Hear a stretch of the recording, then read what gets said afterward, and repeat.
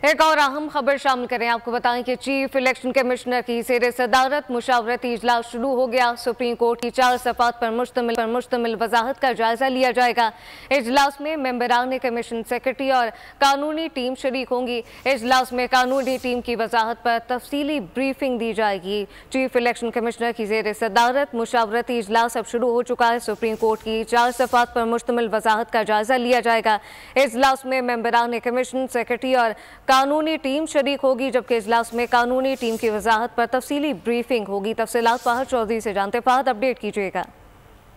जी देखिए, election commission की जानिब से सुप्रीम कोर्ट से मखसूस नशिस्तों और पीटीआई के 41 आज़ाद जो अरकान थे उनके नोटिफिकेशन के हवाले से वजाहत जो तलब की गई थी, उस वजाहत के जारी होने के बाद आज चीफ इलेक्शन कमिश्नर की ज़ेर सदारत एक अहम इजलास जो कि जारी है इस वक्त इलेक्शन कमीशन में, उसमें कानूनी टीम और सेक्रेटरी इलेक्शन कमीशन शरीक हैं जो कि ब्रीफ कर रहे हैं सुप्रीम कोर्ट के जो तहरीरी वजाहत जारी हुई थी उस पर, और इसमें जायजा लिया जाएगा कि आया सुप्रीम कोर्ट की इस वजाहत के बाद इलेक्शन कमीशन जो है उन 41 आज़ाद अरकान का नोटिफिकेशन जारी करेगा या नहीं, तहरीक इंसाफ का उनको करार दिया जाएगा या नहीं, और फिर उसके बाद मखसूस नशिस्तों की जो अलॉटमेंट है उसके हवाले से फैसला किया जाएगा। और ये इंतहाई अहमियत का हामिल इजलास है जो कि ये मामला आपको इल्म में है कि गुज़िश्ता 1 से 1.5 माह से जो है वो पेंडिंग चला आ रहा था सुप्रीम कोर्ट की वजाहत ना आने की वजह से।